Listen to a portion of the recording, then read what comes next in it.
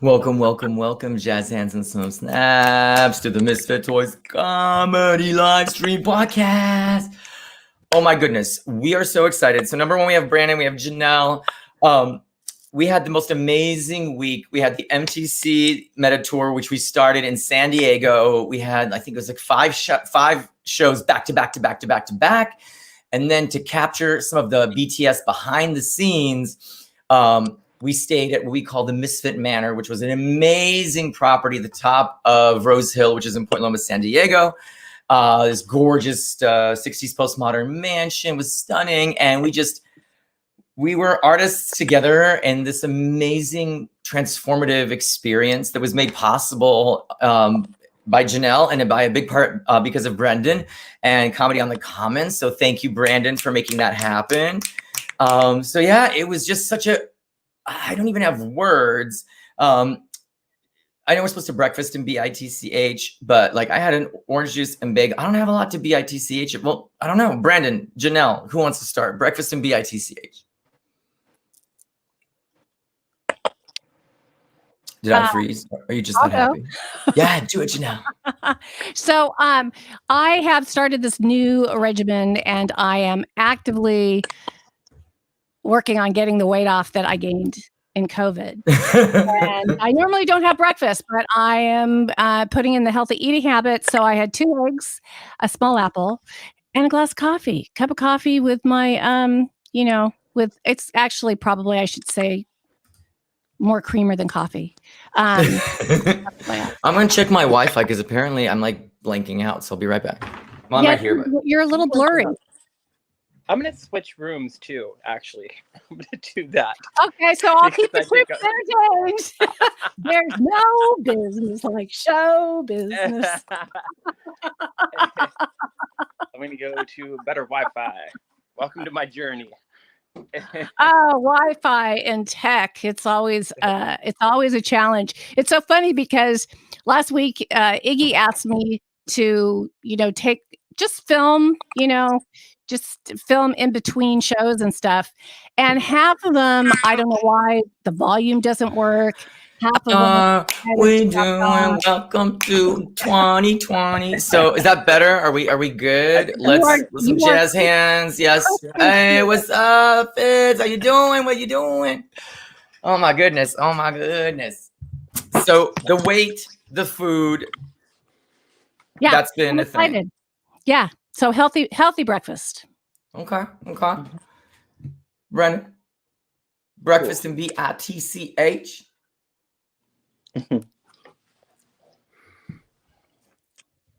Tell us, what did you have for breakfast and what is bizarre, ironic, terrifying, crazy, or hard in your life? Yeah, we want to know. We want to know. America wants to know. And the UK wants to know.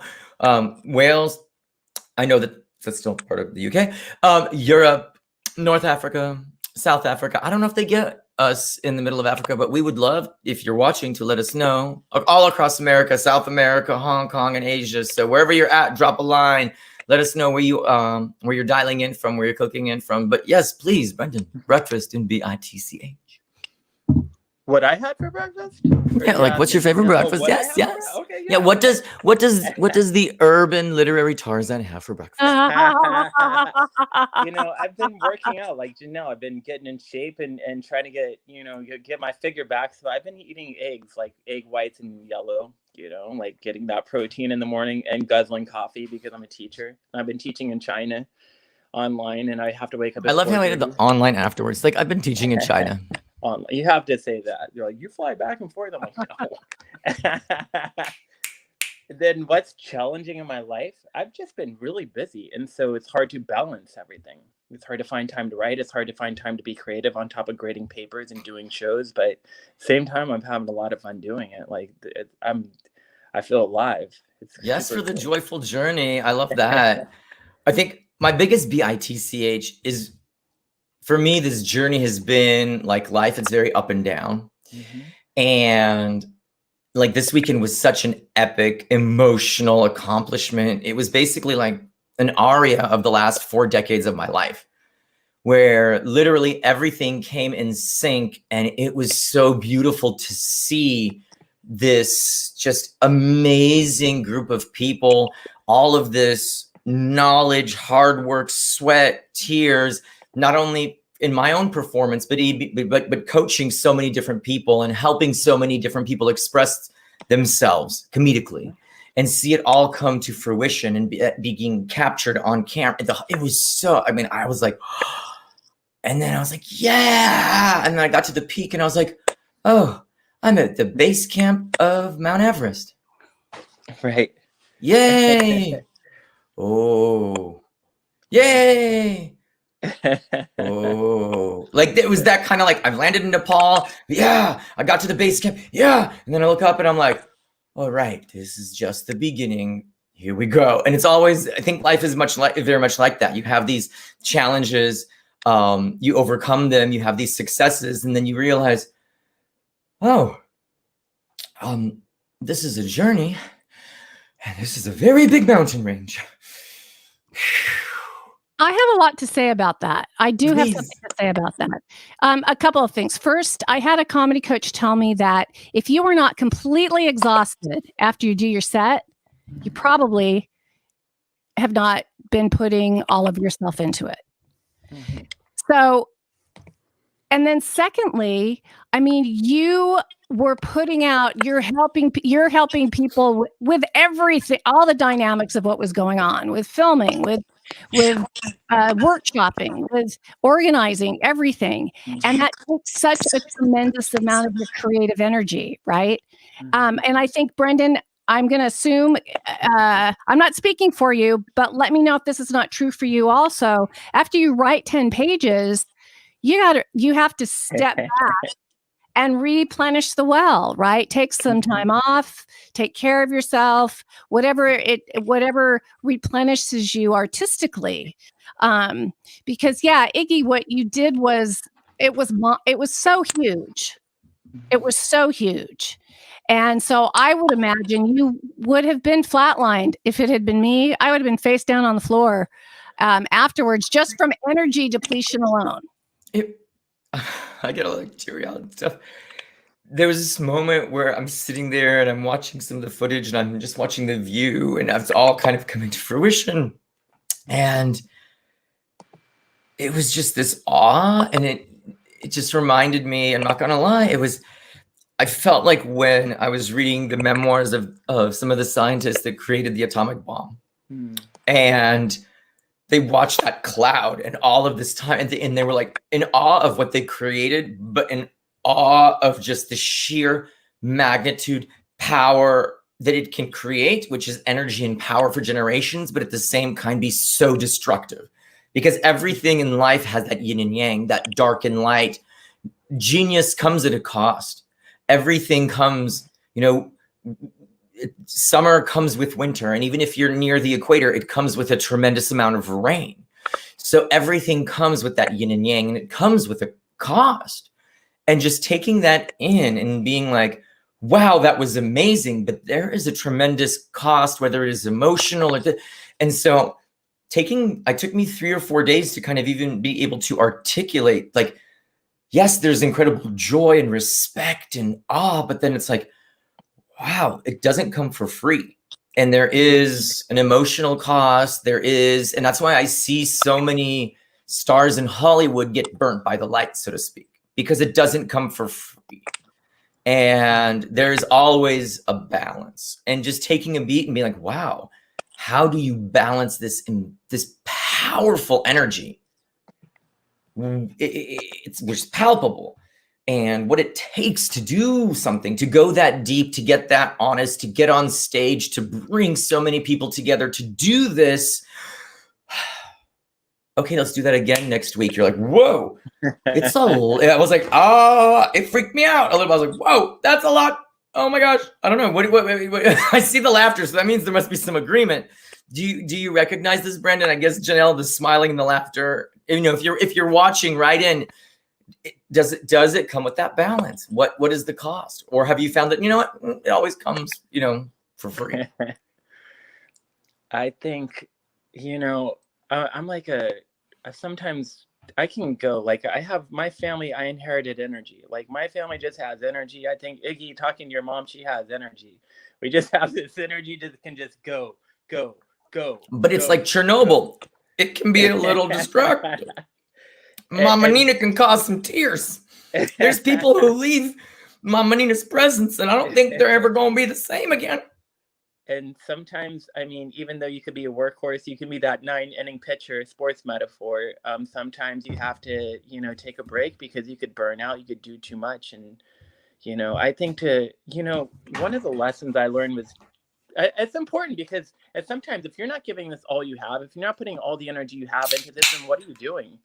And one of my favorite experiences is going to China and seeing the artwork in China. I went to the Forbidden Palace, and every single structure is the biggest wooden structure in the world, and every single part of it is detail, drag and drag. And you just see this, and they're obsessed, and they wanted to get it perfect. And they woke up every single day, and they were like, I'm going to make this perfect. And you just think about all the manpower, all the energy that went into that. And it just makes you look at what you're doing as an artist, and you're like, what am I doing? Like, you have to bring it, and you have to bring it every day. But it comes at a cost, right? Yeah, it all comes with a cost. Oh, right. Mama Nina. Oh, yeah. Brendan's been lucky enough to, he came and he stayed up all night with Mama Nina talking about Russian literature. And the biggest compliment that Mama Nina gives, that Brendan, he can come back. He can come back.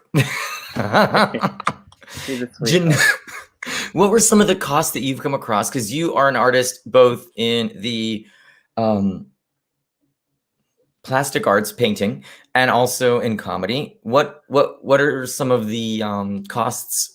Or does it come for free for you? Maybe you're an anomaly and you can teach the rest of us. It does not come for free. And I think it was so interesting too, because really this was my first outing since quarantine.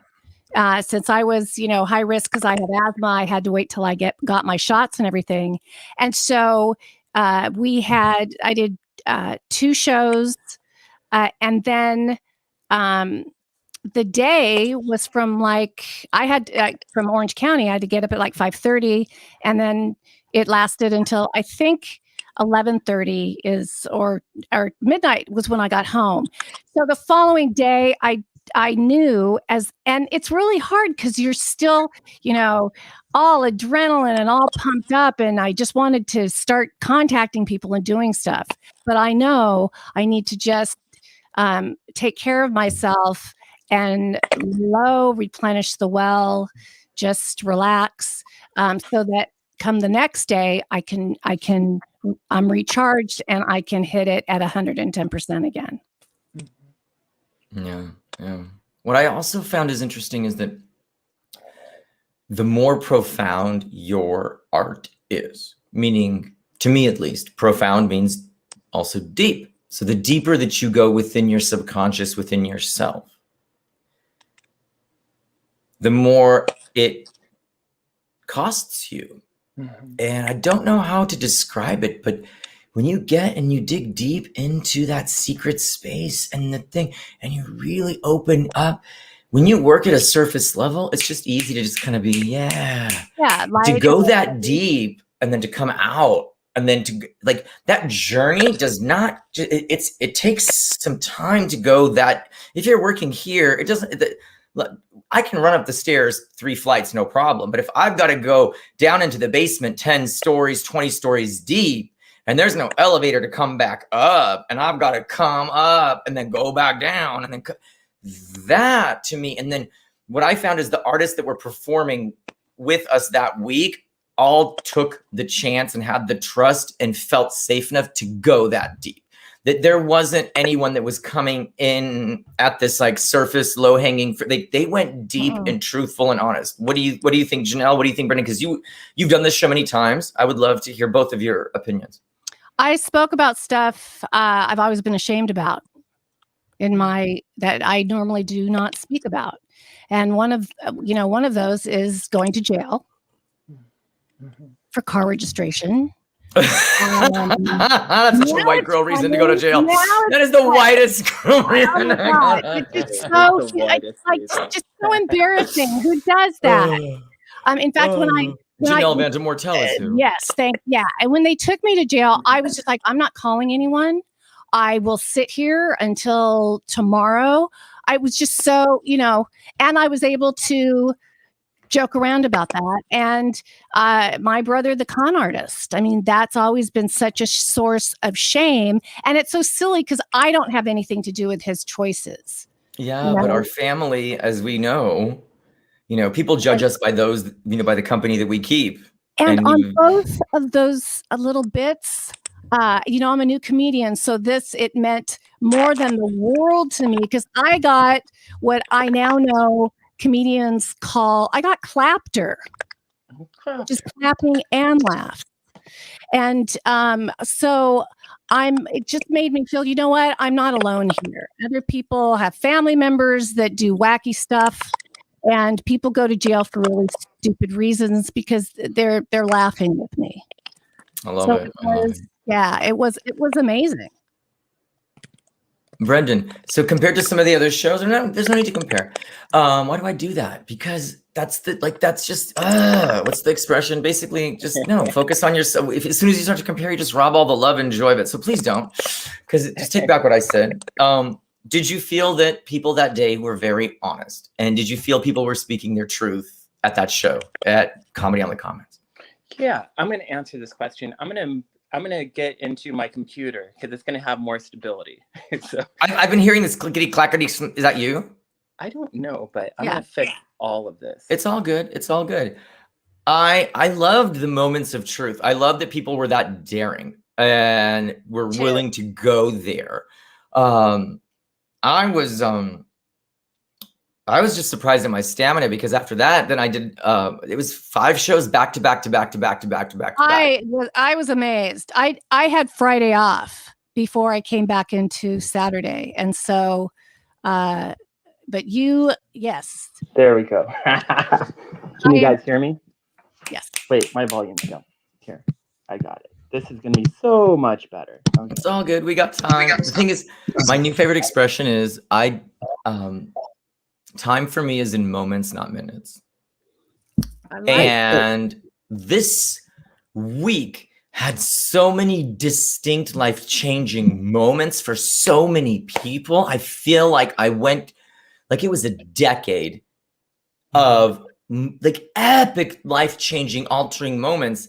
And the day that we were shooting, it was every 15 minutes there was some kind of amazing something going on. I'm like, I hope we have enough cameras to capture what's going on. Where are all the other cameras? It was just insane. It blew me away how many levels and everybody was having these experiences and how it was. I don't know, Brendan, you got a snippet. Tell us. Yeah, and I can answer your first question too. You guys can hear me, right? Yeah. Okay. Yeah, I think everybody was very honest and vulnerable. And I think that's the art of comedy. That's the art of art, if that makes sense. And I think if you're not being who you are on stage, if you're just doing one-liners and nobody gets a sense of who you are, then I think it's counterfeit. I remember I used to do that, and I just walk off stage and I'd feel empty because I felt like I wasn't representing me. And looking at this show, I just felt that everybody was really true to themselves. They're just being honest with their experiences. I love Cassie coming in with the bullhorns. And, Aiden talking about, coming out and all of that. It was very powerful. And there were a lot of emotional truth there. And I think that is the art of comedy. And I loved when Kira was on stage and she was struggling. Everybody was saying, hey, you got this. And they're giving her punchlines, You get to see teamwork. And I don't think that a lot of people see comedy as a team. Because totally almost like a sniper. You're almost out there alone in the jungle.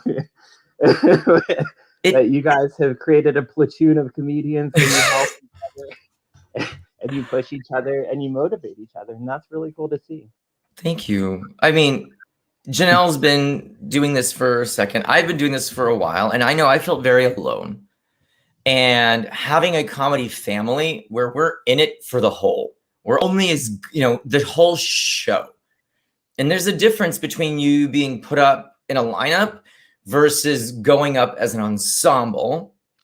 And we are doing an ensemble piece together. And that's one thing that I really loved about the show, is that it was about us as a whole and the cumulative truth and the cumulative experience, not just everyone's in it and I'm going to be the funniest one. No. It's about, and like I was almost like volleyball, and there would be beats where as the host, I would personally say something either offensive or that would just bomb. Because I knew that the comedian after, it was like me bumping the volleyball, would come up and be like, no, this is the truth. Bam! And then there'd be a huge laughter. But being the host, you have to like, I purposefully would say something to be like, and then hear, and I hear all the laughter. I'm like, good, they spiked it. But I would do that on purpose. Not everybody knew that, but I'm like, I'm silly. I ain't stupid, but I'm very silly. Did you see that, Janelle, like in the beats and in the transitions between each of the different comedians? Yes, I did. It was interesting. I remember being surprised by a couple of your intros, but it enabled the person that was coming in to launch and get laughs immediately. So I landed on a bomb on purpose because I knew that would give them, they could walk in and literally within 2 seconds, just call it and huge laughter and then start their show. But there was a method to the madness. There's a reason, you know. Brandon knows as a host what it's like to be that glue to keep everybody together. And hosting is, you know, hosting. You got all muffled for us. Why are you all muffled? Can you hear me now? Yeah, we can hear you, but it was just like,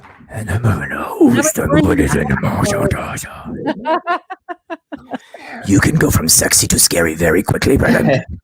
Hosting is scary. No, hosting is challenging. I think it's closest to headlining because you have to have all that energy to get the crowd in. It's all on you, and you might have to eat garbage for a while more than anybody else to just start out the show, and it's the hardest spot. And you don't get any love as a host. You know? The closest it's like being a mother. It's like being a mother. You got to do all the work and nobody thanks you. You got to change all the diapers. And then it's like, well, and then you get all the blame. Well, it's really what I saw. It's I've done Zoom show hosting, and I think that's completely different. But you're taking the crowd from zero to laughing and creating really the energy and the tone of the show within 30 seconds, a minute. You know, it's got to happen rapidly and fast. And that seems like a skill set and a talent all in and of its own. You also have to calibrate. It's tricky because, right, as you were saying, you have to calibrate, you have to match energy. You have to keep that. If somebody doesn't do that well, you have to bring up that energy. And it's very tricky to orchestrate it. And you have to know when to get off and maybe go a little bit longer. Well, no. So there were beats. I'm not going to say whom, but there were beats where people are like, I'm not, and I'm like, don't worry, I got you. And so I just went up and just rocked the mic for 6-7 minutes so that the next comedian could get into the zone. But you have to, so I'm getting this signal. And I'm like, oh, all right. So I'm just going to hang out and think. But that's just part of but it seems seamless to the audience. But in reality, it's like there's a lot of moving parts going on, Well, to Iggy, I think because the show also had comedians from all different levels. So you had, people who've been doing it for 10 years, and then you had people who it was their first day. Literally, they tried comedy for the first time that afternoon. But what I loved is that comedy, for whatever reason, should be appreciated, which is not like all the other arts, like music or dance or, painting, which many people appreciate it for the art that it is. But comedy, for whatever, I don't know why the public seems to misunderstand comedy as something that is only for the elite who have a Netflix special. I didn't know why that is. Why is that? Do you know? I have a thought on that. So I think that because I was one of them, most people think that either you're funny and you're not. I don't think the majority of the public understands that as a comedian, you are a writer. You write every day. I really think it's the kind of thing. Well, either you have the funny chromosome and you grab a mic and tell jokes, or not. And the craft comes in and the art of it comes in because, we are a cadre of committed writers of comedy to learn the basics of the craft and hopefully master it to a point where it is an art. It's not, if it was easy, everybody would do it. It's something that takes repetition and time and devotion and passion. To do well at it, I agree. I totally. Ray says the host is a combination of opener, middle, headliner, and curator. It's like being the person spinning. I always say that. I feel like because my father was in the circus and he actually used to do that. So like like my dad would sit there and do the things, and my mom's like, "We're not your work. We actually have to eat off of those." And I'm just again, he's sitting there, and I'm like, "Oh my dad, oh my God." I'm like, oh, this is. But you guys, Brendan and Iggy, would you agree with that? With my observation that I don't know that the public understands everything that goes into like a 3-minute set. Oh, definitely not. It's almost. I say no, Brendan. You say no. I want to hear what Iggy says, and then I'll go. For me, I have felt that it's almost like magic. The magicians don't want the other wannabe magicians or the public to understand the secret that is laughter. And so they don't want to release the secrets. But I don't see comedy as magic because I was going to say a really bad joke there, but I'm not going to because I love magicians. I don't think it should be kept a secret. I think that the secret of laughter can be shared with everybody, and it's not a magic thing, but I think it's kind of held as like the art of magic, that those who have mastered laughter try to keep it a secret, like David Copperfield, etc. You know what I mean? So imagine if David Copperfield and Dave Chappelle. David Copperfield ain't out there trying to tell people how he made the Statue of Liberty disappear. That's how old I am. You're welcome. Or how he walked through the Wall of China. Again, that's how old I am. You're welcome. I'm sure it's on YouTube. So like those magicians don't want their secrets told. And for some reason, the parallel is the amazing great comedians hold that trick of laughs per minute as almost their like magic trick that they don't want to democratize and share with the world. That's how I see it. I don't know. What thoughts? I see you, Kira, one of our favorite comedians from Florida. She's here. We're going to pop her onto the stream. Yay. What's up? Some Girl, are those some nunchucks on your knob? Yeah. Can you just say to everybody watching in the UK, I love nunchucks around my knob. Just say it. In a British accent? I don't know if I can. No, it's just say it however you want, but they're on your knob. Just say, I like nunchucks on my knob. I like nunchucks on my knob. That's for you, Ray. We love you. That was almost a tongue twister. and is that a succulent that's getting laid up on your shelf? It's a fake one, yeah. Well, my fake succulent likes to get laid. I'm just describing your background. I'm not trying to be gross. I'm not saying that one. No, because you actually know what that means. So Kira, you flew out from Florida, is that correct? Yes. You studied comedy with MISFIT Toys Comedy and myself. You did it for the first time 8 months ago, is that correct? Yes. And you got on a plane and you got up on stage for the first time ever last weekend. Mm-hmm. How was it? Tell us, what was your experience? It was wild. It was terrifying, I think. But why would you say that? Because you were like shaking or crying, or you like, Yeah, I think I wasn't processing everything in the moment. I felt just. Kira, can you just read that really quick? I don't want nunchucks anywhere near my knob. Thanks. I love you, Ray. I love you, Ray. Oh, so I'm sorry we interrupted you. So you said you were terrified. Yeah. I wouldn't even say terrified. I honestly don't know. I feel like I was just feeling every single emotion I could that I'm not used to feeling at all. You mean so emotion in general? What? Like emotion in general? Because Kira's not a particularly emotional, you know. I'm not, but this entire weekend I was bawling and I just kept being like, I swear I don't cry in Florida to everyone, but I Now, at the end of the experience, what did you feel? I would say exhausted, and I just kept like trying to process it. So I got back to Florida and I was still kind of like on that high. Like I thought I was just gonna crash.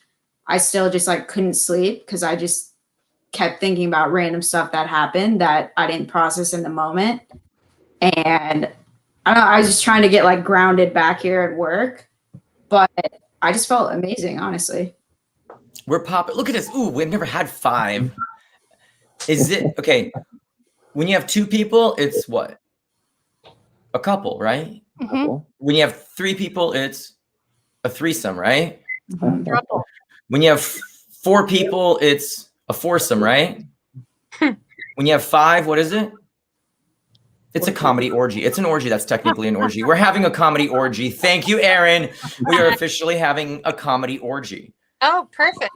Because hashtag you're welcome world. This is amazing. Hi, Erin. Turn your things, go sideways for us. We want to see. Yeah. I was like, oh. So Erin, welcome. Some snaps and some jazz hands. How was this weekend for you? Give us your comments. I thought it was really amazing. First of all, thank you for the cake, and I didn't eat any because I had too much cake at other places, and I thought it was very sweet. And it was really kind of like a bonding experience with, I'm looking at myself on camera. I'm like, oh God. It was really like bonding and close, and I thought it was special. I don't know. That's great. No, that's amazing. The audio's getting funky. Hold on 1 second. Is that you? I think it might have been. So Kira, what was I'm gonna just mute Erin for a second until she figures out her audio. Kira, what was the most exhilarating, exciting part of being on stage and rocking comedy for the first time? Of being on stage, or just this weekend in general? Just the whole weekend in general, yeah. We don't got to get that specific. I would say the bonding part, and just that I had not laughed that hard in my entire life, and I was with essentially a group of strangers. I met some of you through Zoom, but some of you were just the first time meeting, and it didn't matter like, you know, what your personality was or your humor was. There was something I was cracking up about. Like, yeah, I would just say that was the best part, the deepest part for me. I love it. Brendan, you've been doing this for a second. What were some of the differences? It was like when you saw everybody together, did you notice a certain level of camaraderie that doesn't, because I'm already feeding it to you, but was there a certain level of camaraderie or family that you noticed in that afternoon? Yeah, as I mentioned earlier, like everybody was helping Kira out. I know she had a rough patch, and everybody's like yelling her punchlines, like keep going, keep going, keep going. You saw that, and there was a lot of seriousness that you don't see at a comedy show. Like all through my complex, like in the back, like people are carrying around notes and reciting over and over again. Nobody's talking or looking at each other. There's a seriousness that I want to get these jokes right, and I'm going to bring my best. And you know, you go to most shows, and you might see 1 or 2 comics like that, but you don't see everybody like that. So that was cool to see, the intensity and the dedication to the craft that people really wanted to perform well. You don't see that often. I love that. If anyone wants to raise their hand, what was the most surprising thing? You're like, I had no idea. Yeah, Janelle. Well, 2 things. One, the house. Beyond anything other was That house was it sick. would be. But also too, you know, I'm 59, and so Kira, you're 27. Yeah, and with throughout, and there were different ages, you know, different backgrounds, and I didn't like when I was talking to Kira, I didn't feel like I'm talking to someone younger. I just felt like there was a straight connection with everybody. We're all here for comedy. We're, you know, we're all putting it out there, and there was just a wonderful sense of camaraderie and family. I didn't feel any like age differences or you're from Florida, I'm from California. There, you know, with just with anybody, it was all a really cool ensemble. Aaron, surprises from the weekend. Let me unmute you, make sure you can talk. Yeah, is my sound okay? Somebody's giving us a little bit of echo. I'm not sure quite where it's coming from. So, and then I'm going to drop everybody the link, throw it out in your Facebook or in your chat to get all the latecomers to come and join our comedy ensemble. We're a family show. I loved how close I felt with everybody, and just the bonding, and it was just a super fun weekend. So nothing surprised you? Well, It was just fun. It was fun. surprise. Yeah, but was there anything that was like, oh my goodness? I mean, the house was beautiful. I loved the view. I guess Aiden. Is it okay to talk about Aiden's thing? It's Aiden's name, yeah. Okay, Just don't yeah, say what Don't talk about his underwear or his little. No. His little aha moments when I was going to say, stop! Don't put words in my mouth. Well, I loved his why thing, Mm-hmm. and yeah, I guess it was surprising what he. I don't want to give away any details. What he had said, that it was kind of a dark humor thing that I thought was very touching. The best comedy comes from the darkest moments, and that's Mhm. very, very true. And I think that's something that everybody knows, but really seeing it come to fruition, that to me was so amazing to see the process and to Mhm. capture the process, literally from breakfast. Oh, I know to what the surprised me. After, ooh, Aaron. It was because with the transformational comedy, and you had coached me to say the thing at the end, and I thought that's gonna be dumb, right? Yeah, don't And- say what it is, but she wanted to admit a truth of hers that she thought was dumb. Correct. but Don't I say what it did was. and it got a big response. So I was like, all right, maybe he knows something. Brendan, Janelle, Kira, you know what we're talking. Was that moment one of the like highlights of the entire show, and of like what? Like, I mean, come on, back me up here, back her up. You agree, That disagree? was so powerful because I've seen Erin's sets before, and she's always funny. But man, that grabbed everybody's heart that was sitting there, and I think changed their perception going forward and leaving the show. I loved it. Like, I loved it. I just texted everybody the link, drop it out for all the latecomers, or you can, grab the thing. But to me, that was like it's like sometimes I'm like, don't argue with me. I'm doing this for a second. Just trust in vulnerability. And this is the thing that I think was so powerful and it is in transformative comedy, is that your most vulnerable, shameful, painful moment is actually your strongest superpower.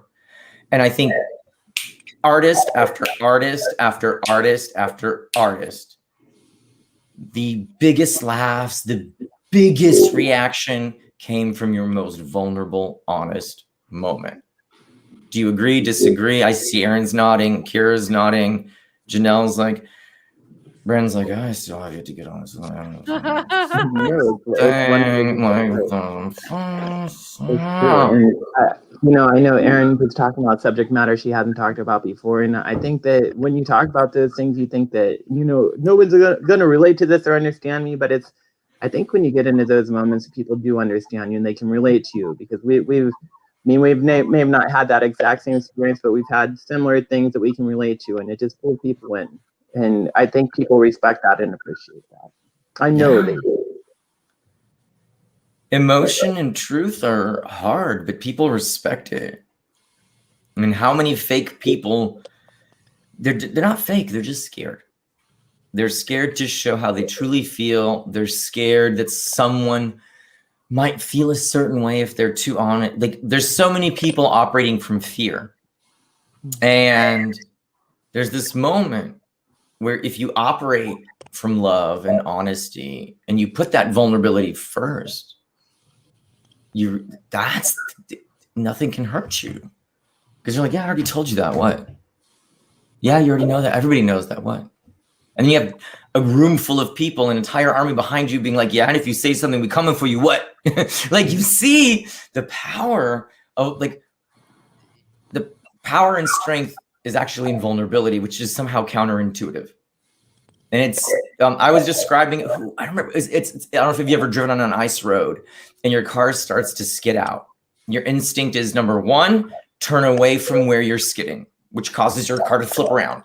Number two, slam on your brakes because you're scared. Causes it. So what are you supposed to do? You're supposed to turn into the skid and hit the gas. So when you feel that fear, the way that you actually survive, and trust me, I have driven on many icy roads in the Rocky Mountains, is you turn into the fear. You pump a little bit of gas. You don't hit the brakes and you don't turn away. And that has saved my life. And that metaphor still resonates with me. And it's counterintuitive, but it works. Has that worked for you on stage and in life, Brandon? Yeah, I always talk about myself, and I think it does a number of things. That's because you're a white male. No. I can say this because I'm also a white male, and I love to talk about myself, but that's nothing new. You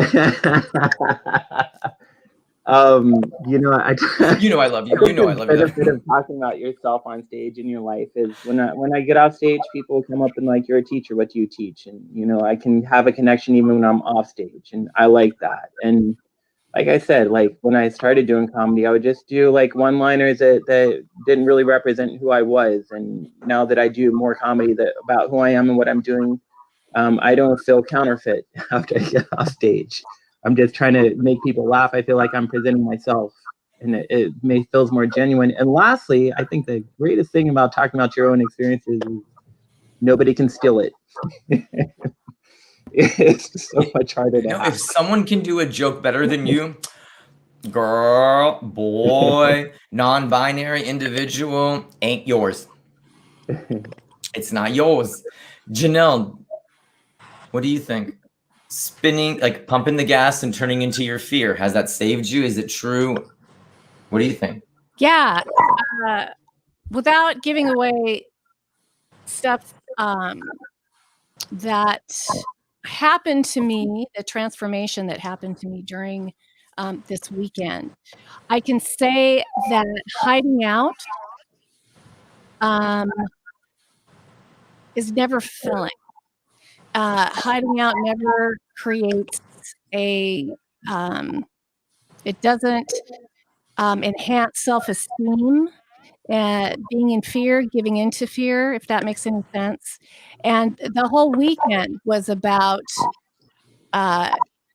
overcoming the fear of sharing things, you know, that you're afraid people will judge you for. I think so many comedians, and part of being vulnerable. So my convoluted answer to you, Iggy, is yeah, you gotta step on the gas, steer into that curve, and get up there and do it. And Yes. and I think, you know, I feel so fortunate because I did get laughs, but I think even if I didn't get laughs, just having gotten out there and putting it out there does something that is transformative. Yeah. I'm gonna mute you because I think the echo is coming from you. But let's give Janelle some snaps and some jazz hands. Oh, it's all good. It's all good. For someone who's never been in Hollywood, Kira, and this was your first glimpse into what is this amazing, glorious, powerful, terrifying, perhaps dark at sometimes, thing that is Hollywood. Because you've never been on camera before. You've never been on set. You've never been on stage. Much of America, you know, has this vision, delusion, may I, of what Hollywood is. And you literally, boom, you're in front of cameras, you're on stage, here you go, 0 to 60, it's all happening. What was that like for you? Was it what you thought it was? I mean, we're still just, by the way, this is just the beginning. You were like, you literally went from Jacksonville to like the epicenter, major cameras lit, boom, mic, things, you know, we've got major artists, things that are like, it was, you just got like overnight. What was that like for you? I was trying to act chill about it the whole time, which is funny because I did not look chill at all, but that was the chillest I could be. But so much was going on. And at the same time, though, I've never felt so energized.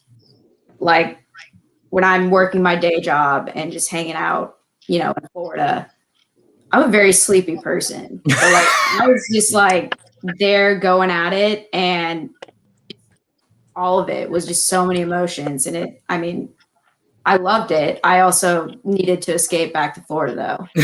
Although I was close to staying and extending my flight, but I had to exercise self-control. You noticed one thing that you mentioned to me is that you live with chronic pain. Do you mind if I say that?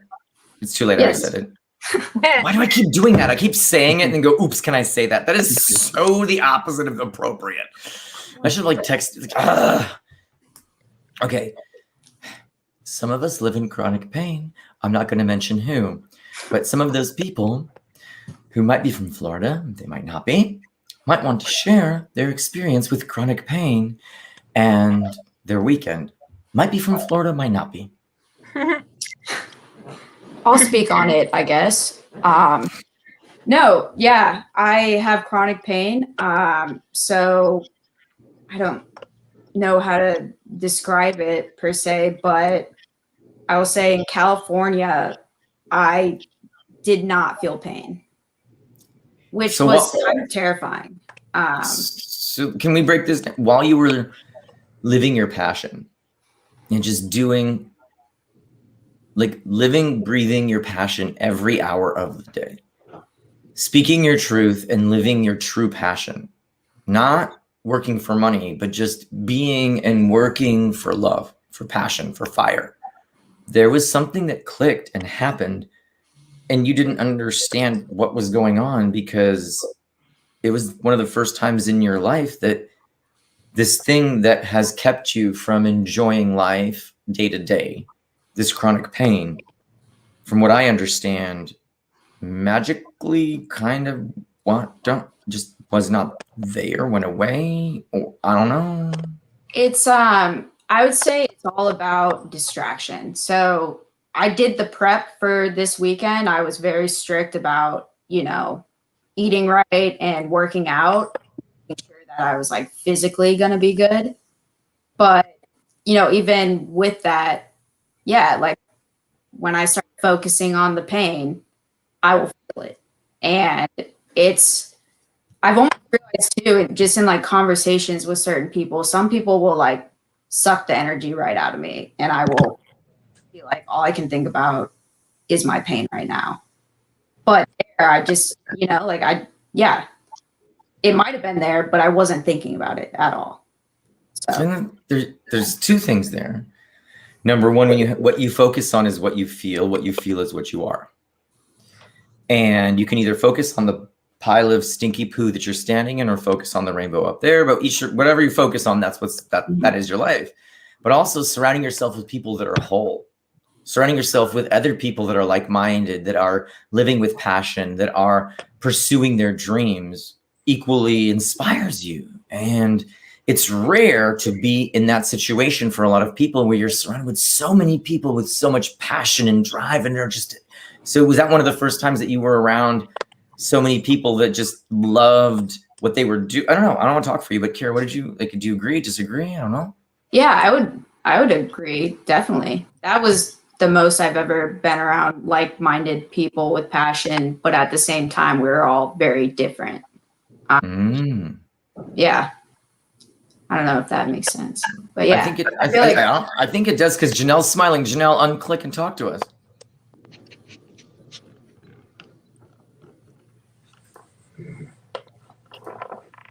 I'm trying to unmute her. We're gonna do this together. There we go. Janelle, go. Yeah, because we all come from different backgrounds, certainly different lifestyles.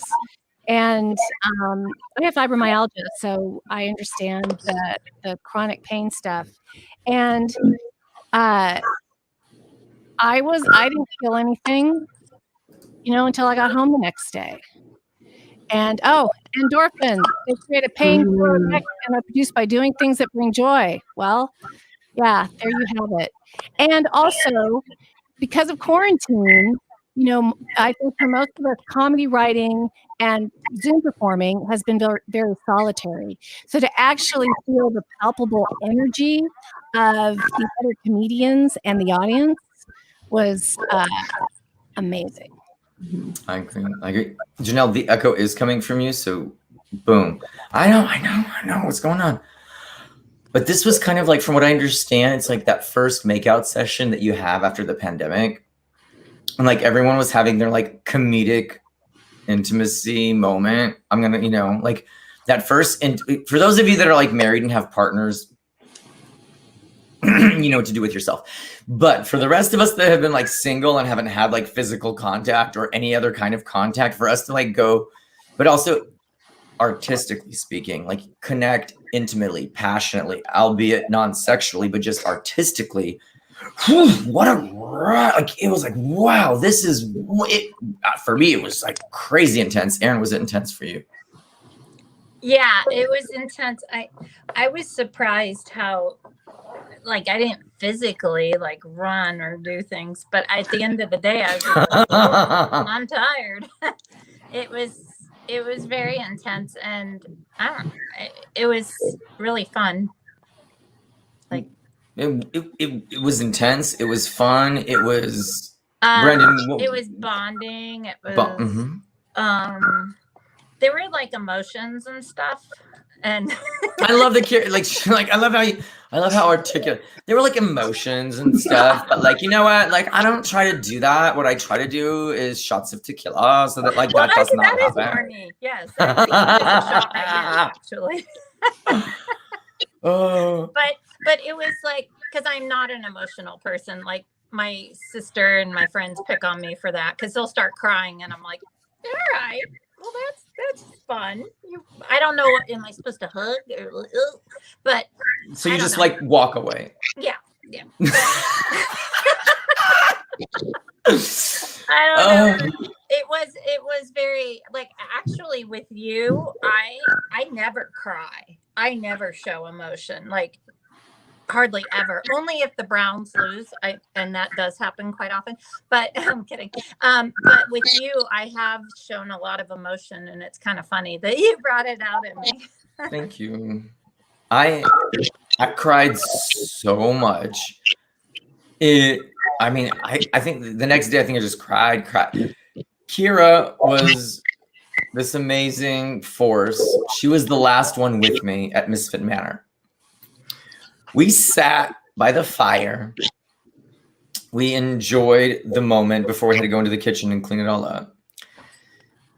And I've been in Hollywood for a beat, like I've been on stage with some of the greats. I've been to Cannes. I've been to all of these classic quintessential Hollywood things. And I kind of started to break it down for Kira.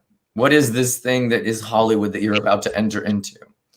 But because I'm a comedian, half of what I said was just for the joke, but the other half was truth. But since she hasn't yet to be in Hollywood, she couldn't figure out which one I was lying about. And she's sitting there, is that true? Is that true? Which one is true? And I could see her mind just being like, it was one of them. I was, without being specific, take us on that emotional ride. That last, I don't want to think about that anymore. You've like scarred me for life. I don't. No, you were talking and just ranting for probably about 3 hours. It was 2.35, by the way. I timed it. Okay. I think at about 30 minutes in, I was like, for my mental stability, I need to block out the rest of this. And I was trying to not listen, but then I was like on the plane ride home the next day, trying to fall asleep. And like something you said would like enter into my head. I just immediately like wake up and just like either start laughing or crying, depending on what you said. But no, I will be actively thinking for the next year probably about what was true and what wasn't. I don't know. Because you are about to enter in this amazing, beautiful, horrifying thing that is entertainment. Step with caution. Everybody has these glamorous visions of what it is. But it is and it isn't, and it doesn't come without a cost. And I just wanted to kind of make sure, bring it home, that you, before you take that huge leap, understand that it does not come without a cost. There's a reason that Brittany shaved her head. There's a reason that Robin is not here with us today. There are reasons that some of the greatest artists of our time have lost themselves, whether it's through drugs or addiction or alcohol, or they went so deep into the source. And the difference between a black hole and a nebula, there isn't, because they're born of the same energy and of the same thing, and they're very close together. And to walk that fine line of yin and yang is one of the arts of life, and to do it with grace and with elegance and to do it well takes a team around you of people that you can trust, that will tell you the truth and that will pull you back and keep you upright. And that's one of the secrets for me, is for my aha moment, is the secret to success, of sustainable success, is surrounding yourself with people you can trust, the people that have your back, that you can be honest in front of, and that can be honest in front of you. And that, to me, was my biggest aha moment of the weekend, is that I have met a group of people that I truly feel I can trust and depend on, and will tell me straight to my face the ugly, the bad, you know, and I don't need you to tell me the good, because I already know that. But like, just be brutally and not operate from fear, but really come to me, not out of spite, not out of jealousy, but out of love. And that's what was my aha moment. Before we go, I would love for everyone to give us their big aha moment without giving too much away of the weekend. Brendan, do you mind starting? I'm going to unmute you, and then we'll go around the room. And then you pick the next person. I would say I had a lot of aha moments. And in all honesty, I wasn't there afterwards when you guys had your big epiphanies and you guys were all hanging out together. So I wasn't there for that. I was on a different show. But I think one of the most memorable experiences that we haven't talked about is we had the police called on us. That was pretty amazing. The police were called. That's how I knew. The police were called, and Brandon handled it. Yeah. I handled that business. So that was an aha moment, because I'm doing a show in 2 weeks, and I'm pretty sure they're going to call the police on us again. I don't think there's going to be enough gay people or like other people of color for their neighbors to call the cops. But if they do, funny. you know you've done it right. Call the next person, please, Brendan. Let's go with Janelle. Janelle, unmute and share. Aha moments. There were a lot of them. Probably the biggest aha moment for me, because I had done 2 open mics live, but the audiences were only the comedians in the show. So these shows were my first like live. So all of these shows that we did this week, the whole like pre-tour and tour. The first time that I was in front of people. And the aha moment with that, one of them at least, is just that energy exchange. It doesn't happen on Zoom. And so you're able to like look people in the eye and see their laughter, feel their laughter. It was palpable. I mean, it was and intense and crazy, and I'm definitely addicted. Because prior to that, I was like, oh, Zoom is fabulous. I'm gonna, And the stand-up live is definitely, wow. And I have to say, I had only seen Erin on Zoom, and she was always funny. But man, seeing her do it live, you crushed it. And you as well. And I hadn't seen you before, Kira. But only seeing these guys so often, that live element just brought such a different aspect, energy, whatever, to the whole performance. It was amazing. I love it. I love it. Call on the next person, Janelle. Erin. For me, I had and thank you, by the way.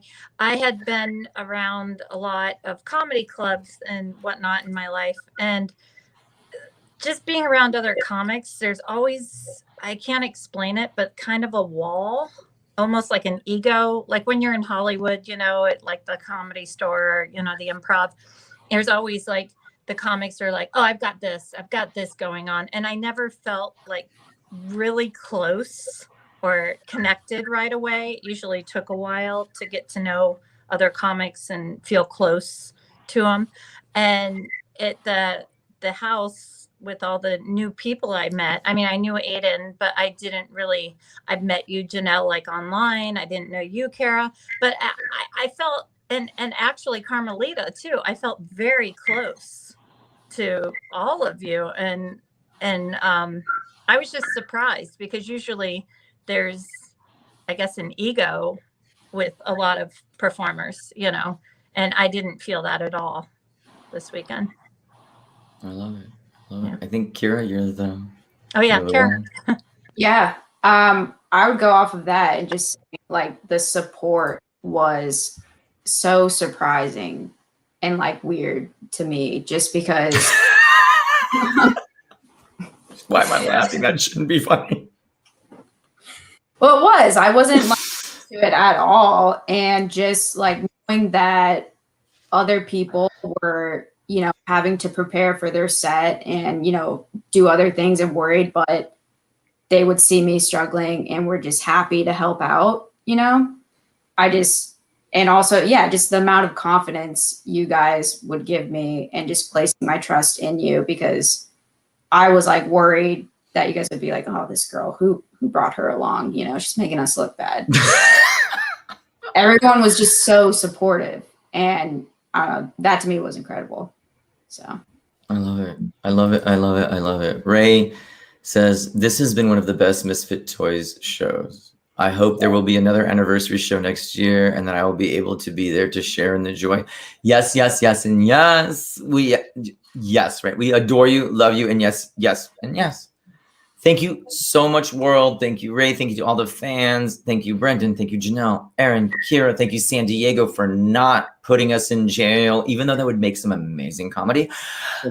We love and adore you. Can I get some snaps and some jazz hands? Thank you, thank you, thank you. We love you. Ciao.